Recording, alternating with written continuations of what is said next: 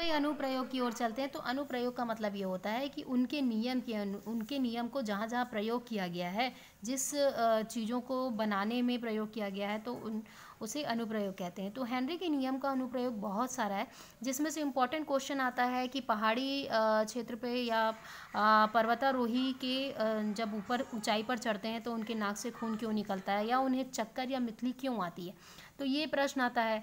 एक प्रश्न आता है 3-4 नंबर का, मोस्ट इम्पॉर्टेंट है कि गोताखोर जब गहराई की ओर जाते हैं और जब फिर वो ऊपर की ओर आने लगते हैं तो उनके शरीर में अत्यधिक दर्द का अनुभव क्यों होता है, जिसे हम बैंड कहते हैं। तो बैंड की स्थिति कब आती है, तो ये चीज़ हमें देखना है। तो अनुप्रयोग में पहला पॉइंट चलते हैं जो मोस्ट इम्पॉर्टेंट है। ये कई बार 5 मार्क्स का ही अनुप्रयोग दे देता है। तो देखते हैं, शीतल पेय जल या सोडा वाटर में जब CO2 के ATM मतलब एटमॉस्फेरिक प्रेशर पे विलय बढ़ाने पे के लिए बोतल को उच्च दाब पर बंद किया जाता है। जाहिर सी बात है, ये देखो लिखा हुआ है तो ऐसे समझ नहीं आ रहा है। ये बोला जा रहा है कि बॉटल है, बॉटल में कार्बन डाइऑक्साइड जब डाला जाता है शुगर वाटर में, ठीक है, शक्कर पानी में जब कार्बन डाइऑक्साइड को मिलाया जाता है तो मिलाने पर हमें दाब की आवश्यकता होती है। और दाब कितना, उच्च दाब की आवश्यकता होती है, तभी ये विलयन में बनेंगे। अगर ये निम्न दाब है तो कार्बन डाइऑक्साइड शुगर वाटर को छोड़कर बाहर की ओर निकल जाएगा। तो यही चीज़ ये कहना चाह रहा है। क्लियर हो रहा है? तभी हमारा कोल्ड ड्रिंक मतलब आपका सोडा वाटर बन सकता है, जैसे स्प्राइट है, थम्स अप है, पेप्सी है। ठीक है, आगे आते हैं। समुद्र में गोताखोर जो मोस्ट इम्पॉर्टेंट क्वेश्चन आता है कि बैंड क्या है, तो इसको बहुत अच्छे से ध्यान में देना। देखो, इसको पहले मैं समझा देती हूँ, तब आप थ्योरी देखो। देखो क्या होता है कि हमारे जब गोताखोर इस तरीके से, ये रहा समुद्र, गोताखोर जब इस तरीके से नीचे की ओर जाते हैं तो इनके जो सिलेंडर होते हैं, ठीक है ना, ये जैसे जैसे नीचे जाएंगे, मतलब ये यहाँ से वातावरण, ये एटमॉस्फेयर हो गया, ऊपर का वातावरण वो इसको अभी प्रेशर दे रहा है, ठीक है। ये और नीचे गया तो इसके प्रेशर क्या हो रहे हैं, बढ़ जा रहे हैं। अब इसके ऊपर से वातावरण के प्रेशर बढ़ रहे हैं, साथ ही साथ ये तल से ये तल, मतलब यहाँ से जल के भी प्रेशर क्या हो रहे हैं, बढ़ते जा रहे हैं। जैसे जैसे वो और नीचे जाएगा, ठीक है, जैसे जैसे वो और नीचे की ओर चलेगा तो फिर प्रेशर इसका क्या होगा, बढ़ते जाएगा। मतलब वातावरण का प्रेशर बढ़ते जा रहा है कंटिन्यू, ये पूरे तल से इसके प्रेशर बढ़ते जा रहे हैं। तो प्रेशर बढ़ने से क्या होगा, दाब बढ़ रहा है। अब देखो यहाँ पे प्रेशर बढ़ गया मतलब दाब बढ़ते जा रहा है, तो दाब बढ़ेगा तो इसके पास जो सिलेंडर है जिसमें नाइट्रोजन गैस और ऑक्सीजन गैस होते हैं, भरे होते हैं, तो नाइट्रोजन और ऑक्सीजन गैस दाब बढ़ने पे क्या होंगे, हमारे रक्त क्या है, रक्त क्या होता है, द्रव्य होता है और ये गैस है।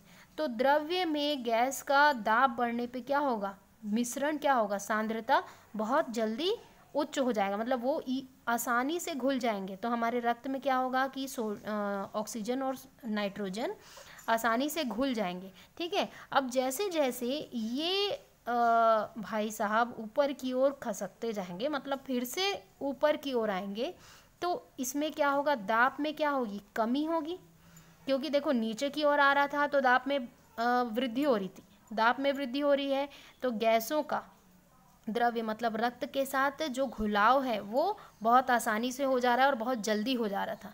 लेकिन जैसे जैसे ये भाई साहब ऊपर की ओर फिर से आने लगेंगे सतह पर, तो दाब में कमी आ जाएगी। अब दाब में कमी हो रही है तो रक्त से क्या होंगे, नाइट्रोजन और ऑक्सीजन गैस अलग होते जाएंगे।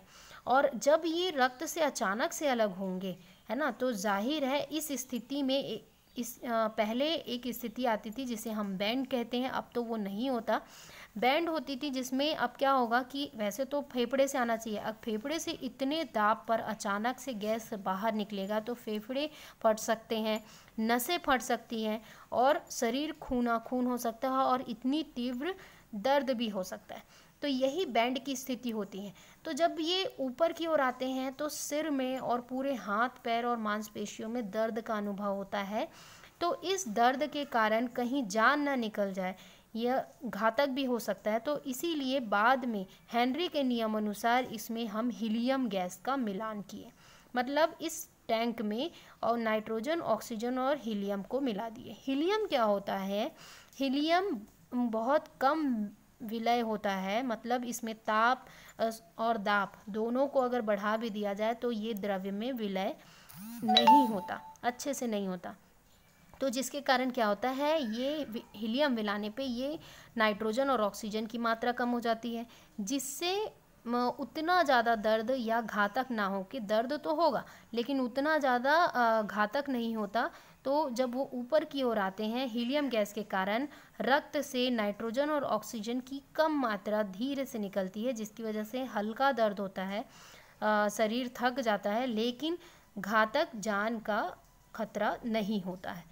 तो इस तरीके से इस नियम के अनुसार हमने जो गोताखोर हैं उनके लिए ऑक्सीजन टैंक बनाया। तो ऑक्सीजन टैंक में पहले तो नाइट्रोजन और ऑक्सीजन ही था, जिसके कारण बहुत ही परेशानी होती थी और बैंड की स्थिति आ जाती थी।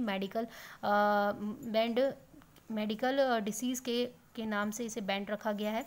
और बाद में जब हीलियम मिलाया गया तो ऐसी कोई परेशानी नहीं आती। तो ये जो नियम है ये हेनरी के अनुसार पॉसिबल हो पाया, इसीलिए बैंड की स्थिति से बचने के लिए, है ना, हेनरी के नियम को कैसे उपयोग किया जाता है ये प्रश्न दिया जाता है। तो यहाँ पे मैंने वही चीज़ लिखा हुआ है कि आप पढ़ोगे तो समुद्र में गोताखोरों को उच्च दाब की वायु से श्वास लेना पड़ता है। जाहिर सी बात है श्वास लेना पड़ेगा, क्योंकि उच्च दाब हो जाता है। उच्च दाब पर वायु की उपस्थिति में N2 तथा O2 की, है ना, रक्त में विलयता अधिक हो जाती है, और जब गोताखोर सतह की ओर आते हैं तो घुली हुई गैसें बुलबुले के रूप में बाहर निकलने लगती है ब्लड से, जिसके कारण ये बुलबुले कोशिकाओं में अवरोध उत्पन्न करते हैं। जाहिर सी बात है, नसों में जब गैस बुलबुले रूप में बढ़ेंगे तो हमको हार्ट अटैक भी हो सकता है, साथ ही साथ रक्त के क्या होंगे, जमाव, मतलब थक्का बन सकते हैं, जिससे अवरोध उत्पन्न होगा और फिर परिणाम स्वरूप गोताखोरों की अत्यधिक पीड़ा होगी, और जिससे कभी कभार घातक स्थिति भी हो जाती है, मतलब उनकी मृत्यु भी हो सकती है। तो इस अवस्था को हम क्या कहते हैं, बैंड कहते हैं। ठीक है, अब बैंड से बचाव के लिए गोताखोरों के गैस के सिलेंडर के वायु में हीलियम गैस को मिला दिया जाता है, जिसकी वजह से हीलियम गैस की क्या होती है, विलयता अत्यधिक कम होती है। क्योंकि देखो हीलियम 11.7%, नाइट्रोजन इतना, और ऑक्सीजन 32.1% होता है। तो अधिक ऊंचा इस तरीके से क्या होगा, हीलियम गैस मिलने से उनमें पीड़ा कम होगी और बैंड की स्थिति नहीं आएगी। तो इस तरीके के प्रश्न में आपके उत्तर यहीं पर है। अनुप्रयोग में प्रश्न आप अपने तरफ से लिख सकते हो कि बैंड की स्थिति क्यों हो जाती है गोताखोरों में, या फिर इस बैंड की स्थिति से बचाव के क्या कारण होंगे, हेनरी के नियम अनुसार समझाइए। ऐसे प्रश्न आते हैं। तो अगला प्रश्न आता है कि ऊंचाइयों पर चढ़ने से क्यों मिथली आती है पर्वतारोही को। तो उत्तर है, हेनरी के अनुसार अधिक ऊंचाई वाले स्थानों पे क्या होगा, जाहिर सी बात है भाई, ये पहाड़ है, यहाँ पे इंसान ऊपर चढ़ जाता है, तो ये जैसे जैसे ऊपर की ओर चढ़ेगा भाई साहब ऊपर की ओर जैसे जैसे चढ़ेगा तो वायुमंडलीय दाब क्या हो जाता है, वायुमंडलीय दाब कम होगा ना, क्योंकि ये ऊपर की ओर जा रहा है। वायुमंडलीय दाब कम होगा तो दाब कम होने पे क्या होगा, रक्त में गैसों का मिश्रण कम हो जाएगा, मतलब ऑक्सीजन का रक्त में घुलना कम होगा, ऑक्सीजन का कम होगा, हीमोग्लोबिन कम बनेगा बॉडी में, जिसके कारण दिमाग में गैस ऑक्सीजन की कमी होने के कारण याददाश्त भूलना, या फिर मरीचिका का होना, या फिर इसमें अफवाह होना या काल्पनिक चीज़ों का दिखना, है ना, और सिर के नसों का फटना, इस तरीके से ये कारण आ सकते हैं। तो मेन रीज़न क्या हुआ, अधिक ऊंचाई पे चलने पे दाब कम होगा, जिसकी वजह से गैसों का मिश्रण रक्त में नहीं होगा, मतलब ऑक्सीजन गैस नहीं मिलेगा, हीमोग्लोबिन नहीं बन पाएगा, और मस्तिष्क में ऑक्सीजन ना जाने की वजह से इतने सारे रोग उत्पन्न हो सकते हैं। तो ये मेन कारण है, और इस बीमारी को मेडिकल रूप में एनेक्सिया कहा जाता है। ये एनेक्सिया ज़्यादातर पर्वतारोही में देखने को मिलते हैं।